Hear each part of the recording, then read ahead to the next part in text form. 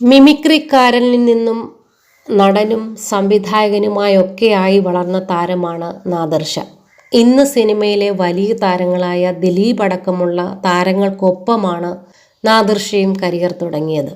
അന്ന് കൂടെയുണ്ടായിരുന്ന കലാഭവൻ മണി, അബി തുടങ്ങിയ താരങ്ങൾ ഈ ലോകത്ത് നിന്നും വിട പറയുകയും ചെയ്തു. ഒരുമിച്ച് പ്രോഗ്രാം ചെയ്ത് ഒന്നിച്ച് നടന്ന തൻ്റെ സുഹൃത്തുക്കളെ വർഗീയവത്കരിക്കുന്നത് കാണുമ്പോൾ സങ്കടം തോന്നുന്നുണ്ടെന്ന് പറയുകയാണ് താരമിപ്പോൾ. കൗമുദി മൂവീസിന് നൽകിയ പുതിയ അഭിമുഖത്തിലൂടെ സംസാരിക്കുമ്പോഴാണ് ഇന്നത്തെ കാലഘട്ടത്തിൽ ചില ആളുകളുടെ വർഗീയതയെപ്പറ്റി നടൻ സംസാരിച്ചത്. നിർമാല്യം എന്ന സിനിമ ഇന്നാണ് ഇറങ്ങുന്നതെങ്കിൽ അത് തിയേറ്ററിൽ ഇറങ്ങുമോ എന്നാണ് നാദിർഷ ചോദിക്കുന്നത്.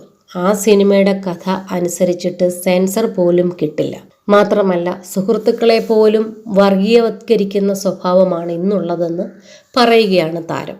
നമ്മൾ ഒരിക്കലും ചിന്തിക്കാത്ത തരത്തിൽ നമ്മുടെ സൗഹൃദങ്ങളെ വർഗീയവത്കരിക്കുന്നത് കാണുമ്പോൾ ഒരുപാട് സങ്കടം തോന്നും. ഞാൻ കലാഭവൻ മണി, ദിലീപ്, അശോകൻ, സലീം കുമാർ, കോട്ടയം നസീർ എന്നിങ്ങനെ എല്ലാവരും ഒരുമിച്ച് നിന്നിട്ടാണ് പരിപാടിക്ക് പോകാറുണ്ടായിരുന്നത്. അതിലൊരു വർഗീയതയും കണ്ടിട്ടില്ല.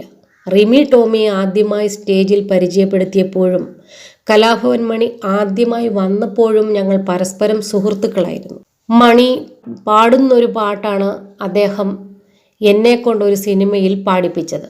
ഞാനാണ് മണിയെ ആദ്യമായി ഗൾഫിൽ കൊണ്ടുപോകുന്നത്. അങ്ങോട്ടും ഇങ്ങോട്ടും പരസ്പര പൂരകങ്ങളായിട്ടാണ് ഞങ്ങൾ നിന്നത്.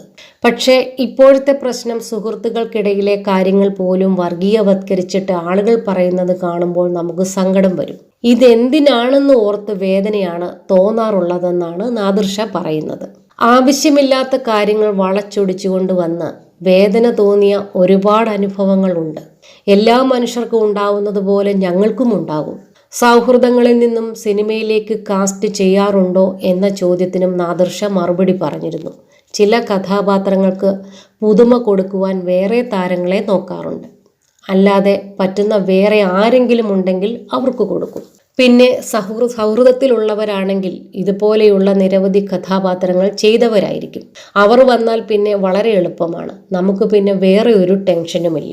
മറ്റേത് റിസ്ക് കൂടുതലാണ്. സുരാജ് വെഞ്ഞാറമൂട്, സലീം കുമാറോ, ഹരിശ്രീ അശോകനെ തുടങ്ങിയവരെയൊക്കെ കൊണ്ടുവന്നാൽ നമ്മൾ 100 പ്രതീക്ഷിക്കുമ്പോൾ അവർ 150 തരുന്നവരാണ്. മറ്റേത് നമുക്ക് ടെൻഷനാണ്. കാരണം പുതിയ ആൾക്ക് അങ്ങനെ ഒരു റോൾ കൊടുത്തിട്ട് അത് വർക്കൗട്ട് ആവുമോ എന്നറിയില്ലല്ലോ. അത് വിജയിച്ചാൽ പുതുമയുണ്ടാവും, ഇല്ലെങ്കിൽ പണി കിട്ടും.